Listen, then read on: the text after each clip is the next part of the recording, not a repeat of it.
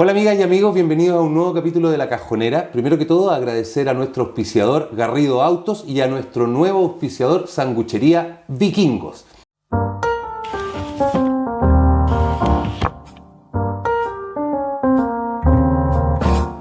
Hoy día vamos a estar conversando de educación no tradicional, no tan convencional. Y para eso tenemos a una invitada, bueno, en realidad nosotros somos los invitados porque estamos en su casa, Christine Fuchslocher, lo dije más o menos bien. Bastante bien. Ya casi. Ella es la directora del colegio El Faro de Educación Waldorf. Christine, Así es. ¿cómo estás? Hola, muy bien, encantada. Educación Waldorf. ¿Dónde nace? En Europa, en Austria en realidad, entre guerras nace la pedagogía Waldorf, con el objetivo de hacer algo para que esto no vuelva a suceder de alguna manera, para mejorar esta parte un poco oscura del ser humano. Esa falta de humanidad. Exactamente. Oye, ¿cómo llegaste tú a la educación Waldorf? Bueno, de pequeña tuve compañeros en mi colegio, en Santiago tuve compañeros que venían de colegios Waldorf, que egresaban de colegios Waldorf, y ese fue mi primer acercamiento con la pedagogía Waldorf, con estos chiquillos que me parecían muy empoderados, se conocían mucho como A sí mismo. a sí mismos, como sabían cuáles eran sus virtudes y cuáles eran sus debilidades. Y se manejaban en el mundo desde sus virtudes.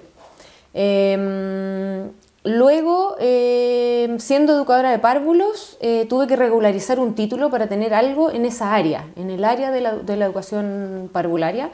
Y ahí di con esta formación de profesores Waldorf.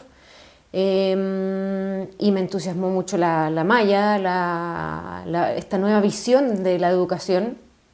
Y hice la formación. Durante 3 años viajé a Santiago para hacer esta formación de profesores Waldorf. ¿Tú estabas viviendo acá en Osorno? Sí, en Osorno. ¿Tú te viniste a los cuántos años acá a Osorno? A los 11 años. Ah, ya, perfecto. O sea, eres una osornina. Sí, ya hace mucho. Oye, ¿y dónde lo estudiaste? En el Instituto Argé, que es uno de los institutos con mayor trayectoria en formación de profesores Waldorf. Hoy en día hay un abanico importante de lugares donde uno puede formarse. Pero a mi gusto este es uno de los más, con una visión más amplia, forma a gente para distintos lugares del país, no solo para colegios específicos, sino que para cualquier establecimiento. Oye, ¿y para ser educador Waldorf es necesario tener la certificación? Depende un poco del colegio. Por ejemplo, nosotros tenemos un profe de carpintería que no tiene una certificación Waldorf, pero que es un maravilloso profesor. Y un carpintero extraordinario. Entonces, teniendo la habilidad de enseñar y teniendo el oficio realmente afiatado, no es tan importante. Los profesores de asignatura y los profesores de la educación básica y de jardín sí, en general, se les exige o se les solicita que realicen una formación Waldorf, al menos una aproximación, un bachillerato inicial. Es importante el estudio para entender por qué se hacen las cosas. Uh-huh. Se trabaja, tú me comentabas, el concepto es antroposófico. Así es. Cuéntame un poco de ese concepto. Bueno, la antroposofía es una filosofía y una ciencia que abarca diferentes ámbitos del desarrollo humano, desde la medicina, la agricultura. La agricultura biodinámica es la agricultura que está sustentada por la antroposofía. La medicina antroposófica, que está teniendo bastante auge hoy en día también como una medicina complementaria.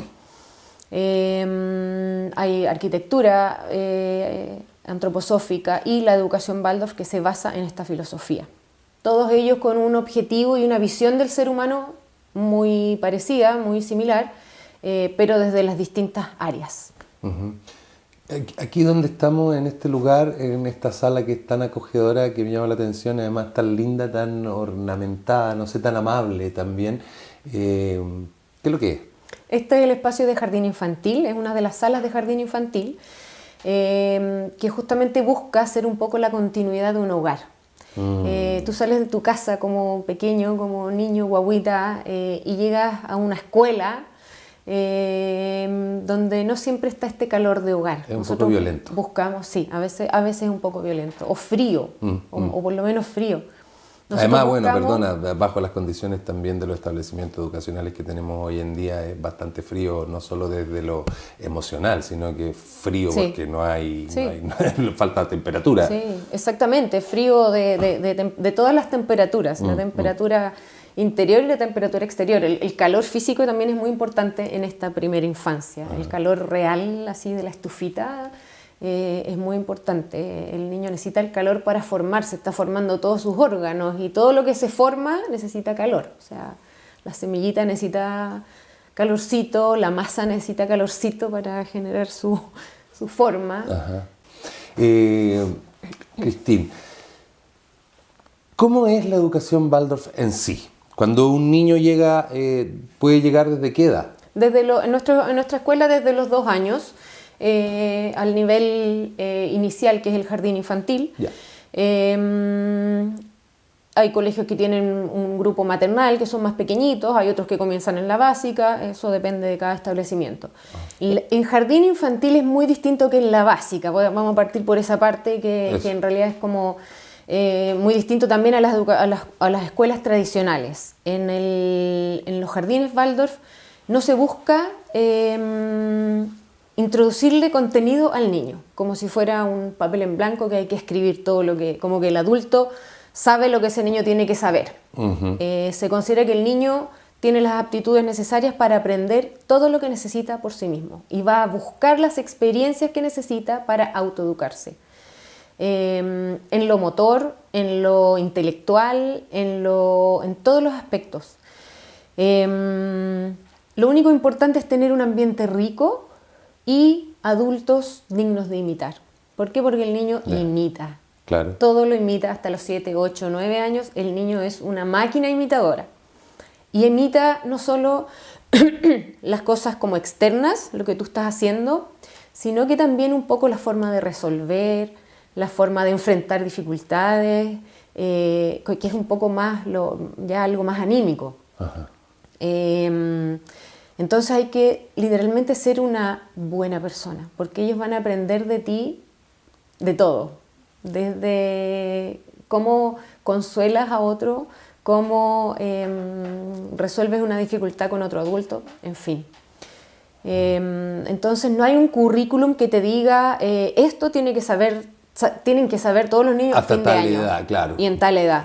Sí, uno va viendo como la evolución de cada niño y por supuesto si vemos que un niño no está avanzando o tiene muchas dificultades en un área, vamos observando por qué.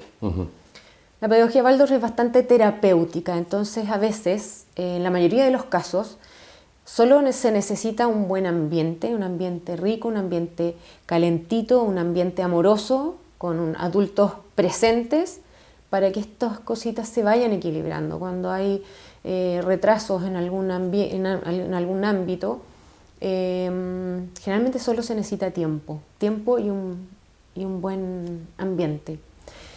Pero si no, también buscamos cómo fortalecer a ese niño en esa área. Y llegan a un primero básico, porque todos nos dicen, y no les enseñan las letras, y no les enseñan los números, y cómo van a empezar a leer y escribir. Cuando el niño ha tenido todas las posibilidades de moverse libremente, de jugar libremente, hoy en día la neurociencia ya también lo tiene súper claro, lo ha aclarado, digamos.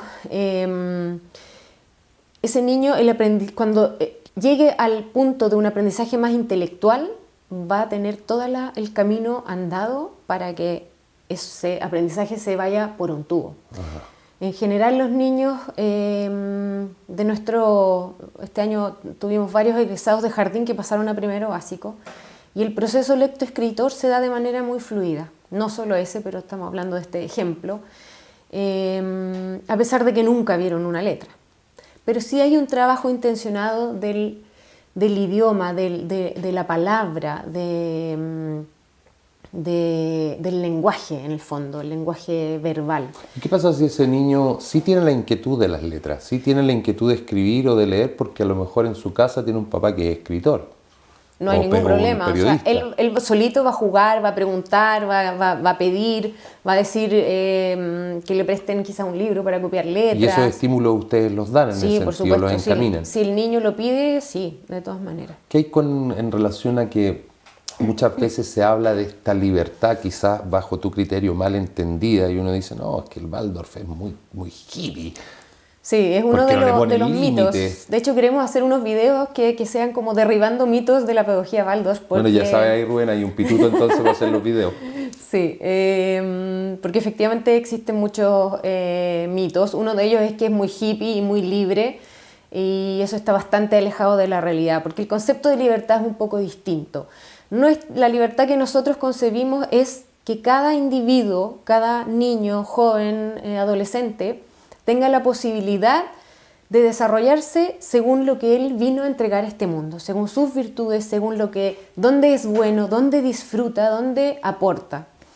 Y eso conlleva cierto grado de libertad, porque probablemente tú vas a necesitar mucho más tiempo para explorar esa área que a ti te entusiasma, que a ti donde tú te sientes más afín. Y otro no. Entonces hay una diferencia entre esos dos alumnos. Uno va a tener habilidades mucho más en lo lógico-matemático y el otro en lo artístico o en lo musical o en el lenguaje. Y se valoran esas diferencias. Pero están súper claros los límites. Hay límites claros porque sobre todo en esta etapa, en la primera infancia, los límites los tiene que dar el adulto. Los hábitos los tiene que ir generando el adulto. El niño no tiene esa capacidad todavía desarrollada de generar por sí mismo ciertas conductas, ciertos hábitos. Entonces hay un concepto de libertad en el sentido de que somos libres de ser quienes somos. Okay. Pero no de que puedo hacer todo el día lo que quiera. Tenemos un ritmo súper claro, le llamamos ritmo y no rutina, porque sí hay momentos flexibles donde si algo muy importante que sucedió repentinamente convoca nuestra atención, le vamos a dar ese tiempo que necesita. Algo personal, algo emocional, algún descubrimiento, qué sé yo. Oye, ¿y los papás? ¿Los papás qué rol cumplen los papás? Porque habitualmente por una cuestión generacional, la mayoría de los papás, creo yo, que traen a sus niños al Waldorf, no pasaron por el Waldorf. Sí, sobre todo en provincias son pocos en realidad los que tienen una experiencia previa. Nos pasa mucho que tienen familiares por ahí, que por eso llegaron, pero bueno, el rol de las familias en general es vital. En la pedagogía Waldorf no se considera un colegio si no hay familias involucradas. Yeah. O sea, nosotros tenemos una conversación durante el proceso de admisión y cuando nos dicen cuáles son los requisitos, el único requisito es la participación activa de las familias. Y activa significa estar en la sala un rato, sobre todo si son pequeñitos, participar, si tienes algún talento en particular y sirve para alguna clase, que puedas presentar algo, ayudar con eso, yeah. O ir de visita a tu trabajo con los niños en salidas pedagógicas, pero también venir acá físicamente. Los colegios Waldorf no son subvencionados, no tienen ningún ingreso excepto las mensualidades, por lo tanto no tenemos muchos recursos y en general los recursos, el recurso humano. Nosotros no subcontratamos servicios como por ejemplo corte de pasto, nosotros hacemos el corte de pasto. Y a veces somos los profes, a veces son los papás, a veces, y así en un montón de ámbitos. O sea, hay que arreglar algo y llamamos al que sabe arreglar. Hay mucha participación de las familias. Es como, no es como que tú dejas a tu hijo en el colegio y te olvidas, no, eres parte. Es como una extensión un poco de la familia. Y eso tiene que ver también con una especie de formación a los papás también. ¿Qué pasa en una reunión de padres y apoderados, por ejemplo? Bueno, las entrevistas y las reuniones de apoderados son, la verdad, bien distintas. Parten con una actividad grupal, en ronda, donde estamos todos en una misma situación, no estamos uno delante de otros, unos más importantes que otros, estamos todos juntos, hacemos alguna canción o algún juego rítmico que hemos hecho con los niños. Como para sentirnos cerquita también, no sentirnos como una gran familia. Después se ven puntos como en todas las reuniones, necesitamos que el tráfico sea más fluido, qué sé yo, en el estacionamiento, un montón de cosas. Pero las entrevistas en particular, cuando tú hablas con los profesores de tu hijo, hay algo que es muy distinto en las otras. Yo trabajé muchos años en educación tradicional, así que tengo la comparación muy nítida. Tú esperas a tus apoderados, a tu familia, como si estuvieras en tu casa esperando un invitado. Preparas algo rico, tienes una velita, tienes una mesita bonita, los haces sentir en casa. Ya. Y lo primero que dices es, lo que nos convoca es el bienestar del niño, independiente de nosotros y de nuestros problemas y de nuestros como expectativas con respecto a él. Es el bienestar en todos los ámbitos, el bienestar de este niño. Y en base a eso se conversa. Entonces no es un, oye, estamos bien por aquí, pero nos falta mejorar por acá, que es lo que en la educación tradicional hacía yo cuando me tocaba entrevistar a alguien, sino que es, ¿qué nos dice él? ¿Qué nos dice este niño? A veces ponemos dibujos de él, sus cuadernos, como para ver realmente qué es lo que qué es lo que necesita de nosotros. Esa es como la pregunta, ¿qué necesita de nosotros más que qué necesitamos nosotros de él? Claro, ¿qué esperamos de él?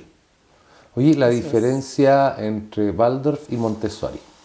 De alguna manera tenemos un denominador común que es el bienestar de los niños, que es restarnos de la educación tradicional buscando una visión un poco más amplia de la educación.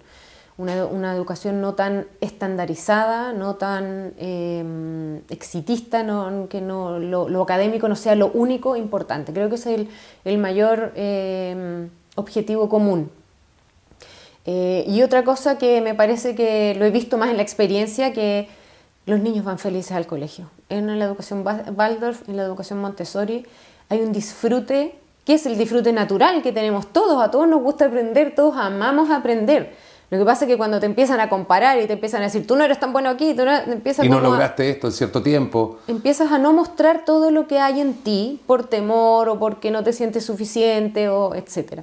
Quizás algo como distinto, un poco diferente es el proceso lectoescritor, que me parece que en la educación Montessori se empuja un poco, se intenciona más desde que el niño es más pequeño, y la pedagogía Waldorf espera hasta que el niño te dice, este es mi momento.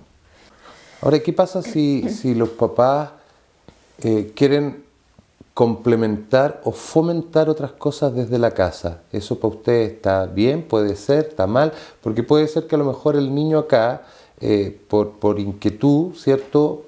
No quiera aprender, todavía no le inquiete ni tenga ganas de aprender a escribir o a leer. Pero a lo mejor los papás en la casa sí quieren implementarlo.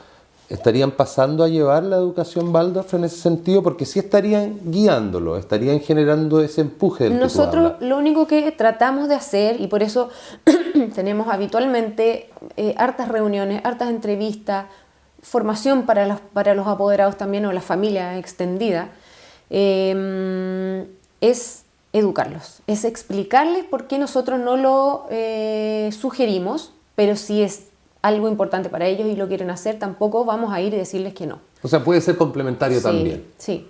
Lo único en lo que tratamos de ser un poco más estrictos, pero también depende absolutamente de la familia, tú no tienes como obligar a nadie a hacer algo o no hacer algo en la casa, es con el tema de las tecnologías en la primera infancia. Ya. Y eso respaldado por la neurociencia, por neurólogos y por un montón de cosas que... ¿Qué hace un niño entonces, por ejemplo, qué hay, porque ahora está de noche? ¿Qué hay afuera? ¿Con qué, si yo venía de día, con qué me encuentro? Con muchas áreas verdes, ya, muchos árboles, un sector de juegos, de columpios. Ahora, como estamos recién llegados a este lugar, estamos conquistando este espacio todavía, llegamos en diciembre aquí, así es que no tenemos tantos juegos como de patio, por decirte algo. Sin embargo, los niños no se aburren en ningún momento. O sea, yo de repente vengo con apoderados, familias nuevas a mostrar el espacio y los niños me llaman así, mira, Cristina, encontré una ranita, y están con la ranita ahí, o haciendo hoyitos. El niño se divierte con cosas muy simples, la verdad, y la pedagogía Waldorf en la primera infancia busca eso. Me consta. Que la tecnología, o sea, que lo tecnológico lo desarrolle el niño. O sea, él agarra un pedacito de madera y ese pedacito de madera es un avión, después es un autito, después es una muñequita.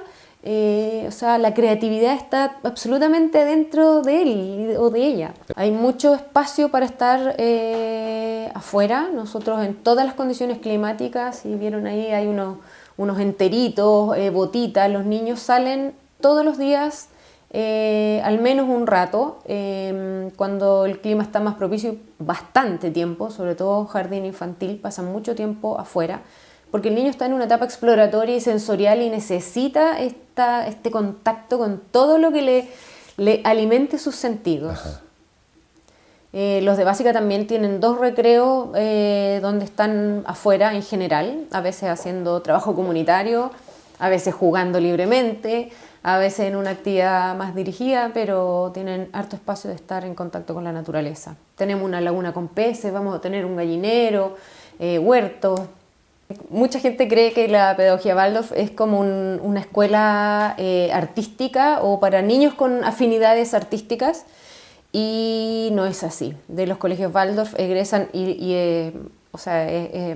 no lo digo yo, es algo que se puede investigar, egresan todo tipo de profesionales. Abogados, médicos, ingenieros, ¿A ti te consta? músicos. ¿Tú te relacionas con esa gente? Me consta. ¿Cuál es tu visión ahora? Todo lo contrario, ¿cuál es tu visión de la educación tradicional, convencional hoy en día en nuestro país? Bueno, yo trabajé 14 años de mi vida en educación tradicional y creo que estamos muy al debe. Si bien las reformas han ido dando pasitos pequeños, todavía no se considera al ser humano como un ser humano portador de un alma y de un espíritu que tiene que manifestarse. Individualidad, con su particularidad. Exactamente. Hay mucha estandarización y mucha burocracia, porque la individualidad no cabe en la planilla, no cabe en el Excel donde tú tienes que evaluarlos a todos igual. Entonces se van durmiendo y se van dejando como opacando estas virtudes individuales que cada ser humano viene a entregar al mundo. ¿Y el deporte? Depende mucho de los colegios, de qué colegio. Hay una asignatura que se llama movimiento, Ya. Y que es distinto, hay un currículum para eso. Sin embargo, el niño en general, durante toda la jornada escolar, tiene mucho movimiento. Uh-huh. Pero si él tuviera la inquietud más allá y viéramos que tiene las habilidades deportivas como para ser un jugador profesional de algo, supuesto. Puede ser, o a lo mejor puedes complementarlo quizás, ¿no? No, absolutamente. Oye, Cristín, si estuviese en ti, ¿tú cambiarías toda la educación tradicional por educación Waldorf o crees en la diversidad en ese sentido? Me encantaría cambiar algunas cosas de la educación tradicional. Quizás no todo, pero sí que hubieran algunos pasitos ahí en relación al bienestar integral de cada individuo. Yo creo que somos todos necesarios. Yo creo que la pedagogía Waldorf, Montessori, Reggio Emilia, todas las alternativas, maravilloso que estén brotando mucho. Estas pedagogías en general están teniendo un auge muy importante, lo que nos habla también de que en general también las familias se están dando cuenta de que hay otro camino. Te agradezco, Cristín, por la conversación. Aquí habitualmente terminamos el programa con un mensaje tuyo hacia la gente y ahora sí, esa es tu cámara. Bueno, invitar a conocerlos. Estamos emplazados en un lugar, en un entorno natural privilegiado, realmente muy lindo, a escasos minutos de la ciudad. Así es que el primer paso es venir a conocerlo, porque de pedagogía Waldorf se puede hablar mucho, pero la verdad es que es algo que hay que vivenciar. Y creo que la gente cuando llega acá, el primer paso que da y entra en un lugar, ya sea un entorno natural o en una sala de clase, hay algo que te habla y que te habla como al alma un poco, que es algo que no se puede quizás explicar en palabras, sino que hay que vivirlo. Que de hecho nos consta porque cuando llegamos acá la verdad es que nos llamó mucho la atención el cómo nos estabas recibiendo y además esta particularidad, ¿verdad? Que lo hace ser todo muy, muy cálido, muy amable, como te decía en un comienzo. Muchísimas gracias, Feliz. Cristín. Muchísimas gracias a ustedes por venir. No, gracias a ti, de verdad que sí. Y gracias a ustedes también que nos estaban viendo desde sus casas. Agradecer nuevamente a nuestros auspiciadores Garrido Auto y a Vikingo Sanguchería y será hasta la próxima. Esto fue un capítulo más de La Cajonera. Chao, chao.